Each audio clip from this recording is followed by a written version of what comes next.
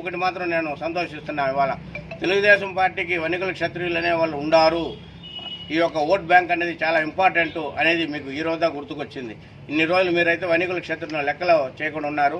ఇవాళ వనికుల క్షత్రియుల యొక్క ప్రభావం ఏమిటని చిత్తూరులో ప్రతి ఒక్క రాజకీయ పార్టీకి తెలిసింది. కాబట్టి ఇది మా యొక్క కమ్యూనిటీకి చాలా గర్వకారణము.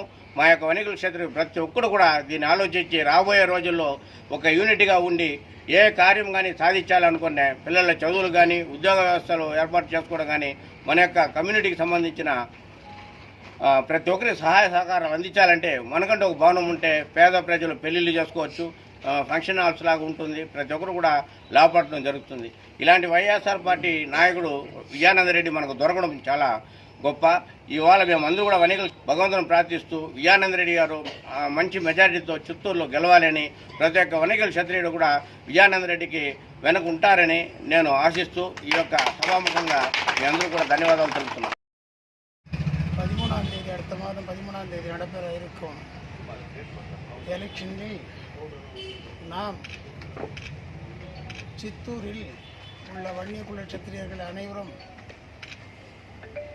விஜயானந்த ரெட்டியை வெற்றி பெற செய்ய வேண்டும் என்று ஒன்று திரண்டு நாம் பணியாற்றி வருகின்றோம். இந்த நிலையில் நம்மை எதிர்த்து நிற்கும் பார்ட்டியார்கள் பல ஆசைகளை காட்டி வருகின்றார்கள். அதன் வீண்டாக அவர்கள் அந்த ஆசை காட்டுவது வீண். நமக்கு ஏற்கனவே அவர்கள் சொன்னதைப் போல் எல்லாவற்றையும் நம் கைக்கு வந்த மாதிரி தான். அந்த முடிவில் தான் சங்க தலைவனாக நான் எல்லோருக்கும் இந்த பார்ட்டிக்கு வேலை செய்ய வேண்டும், ஓட்டு அளிக்க வேண்டும், அவரை வெற்றி பெற வேண்டும் என்று வேண்டி கேட்டுக்கொண்டு இருக்கின்றேன். அதை வெற்றி பெற செய்ய வேண்டியது உங்களது கடமை. சொன்ன சொல்லை மாறமாட்டார் விஜயானந்த ரெட்டி என்பது என்னுடைய நம்பிக்கை. அவருடன் நான் கலந்து பேசியதனால் எனக்கு அந்த நம்பிக்கை ஏற்பட்டது. ஆகையால் தான் உங்கள் அனைவரையும் அன்பார்ந்த விஜயானந்த ரெட்டிக்கு வாக்களித்து வெற்றி பெற வேண்டும் என்று வேண்டி கேட்டுக்கொண்டு விடைபெறுகின்றேன். வணக்கம். 10 நிமிஷம் அங்கே வந்துடுறாங்க ஸ்கூல் ஹவர்ஸ் அப்போ ஏமாட்டேன் இந்த பண்ணு அவங்களுக்கு தான் பண்ணுறேன்.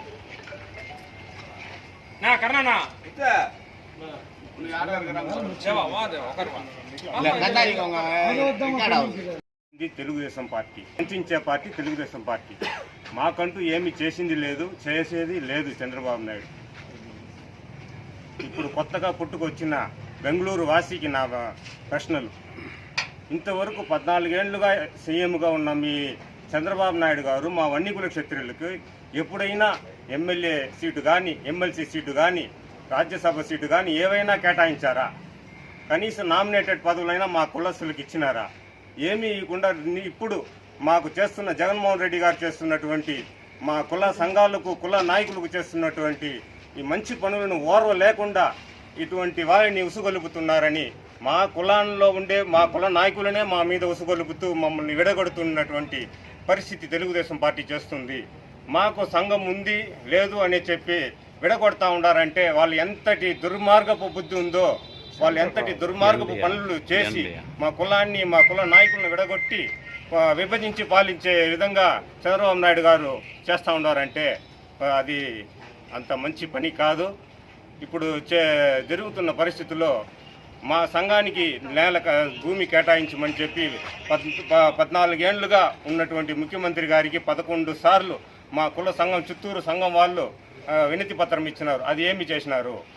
ఇంతవరకు కేటాయించకపోగా ఇప్పుడు మా జగన్మోహన్ రెడ్డి గారి ఆదేశాలతో మా చిత్తూరు విఎన్ఆర్ గారు మాతో పాటు కలిసి వచ్చి మీకోసం 2 ఎకరాల భూమి నేను మాట్లాడతాను రండి అని చెప్పి మాతో పాటు మా కులస్తుడిగా వచ్చి కలెక్టర్ గారి దగ్గర మాట్లాడి, అదేవిధంగా అప్పుడు ఉన్నటువంటి రెడ్డప్ప గారు ఎంపీ గారిని కూడా కలుపుకొని ఇద్దరు కూర్చొని కలెక్టర్ గారికి వినతి పత్రం ఇచ్చి చెప్పి మాకు 2 ఎకరాల భూమి కేటాయించారు.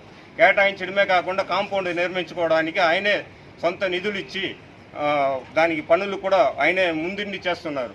ఇవన్నీ చూసి ఓర్వ లేకుండా బెంగళూరు వాసి వచ్చి మా కులాన్ని విడగొట్టి ఇన్నేళ్ళు వాళ్ళకి మేము గుర్తు రాలేదు. ఇప్పుడు మాకు పని జరుగుతూ ఉంటే దాన్ని ఆపాలి, దాన్ని చెడగొట్టాలి, మా వాళ్ళని విడగొట్టాలి అనే ఉద్దేశంతోనే వాళ్ళు వచ్చి పనిచేస్తూ ఉన్నారు తప్పించి వీళ్ళు చేసేదని కాదు. మా కుల నాయకులకు, కులస్తులకు అందరికీ చెప్పే ఒకే వినతి ఏమిటంటే వాళ్ళని నమ్మొద్దండి. తెలుగుదేశం వాళ్ళు మనల్ని వంచిస్తారు తప్పించి, మోసిస్తారు తప్పించి ఎప్పుడూ మనకు మంచి చేయరు.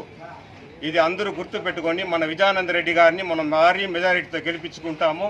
రానున్న కాలంలో మన చిత్తూరుని అభివృద్ధి చేసుకుంటాము. మనం కులసులందరూ అభివృద్ధి చెందుతాము. మన కుల పిల్లలకు ఉద్యోగాలు కానీ, విద్య కానీ అన్నిటికీ ముందుండి చేసే నాయకుడు మన విజయానంద రెడ్డి గారు మాత్రమే. అది గుర్తించి విజయానంద రెడ్డి గారిని భారీ మెజారిటీతో గెలిపిస్తాము. మోసపూరిత వాగ్దానానికి నమ్మొద్దండి. ఆ బెంగళూరు వాసికి తగిన బుద్ధి చెప్పేది వన్నికుల క్షత్రియులని ఘనంగా చెప్తున్నాను.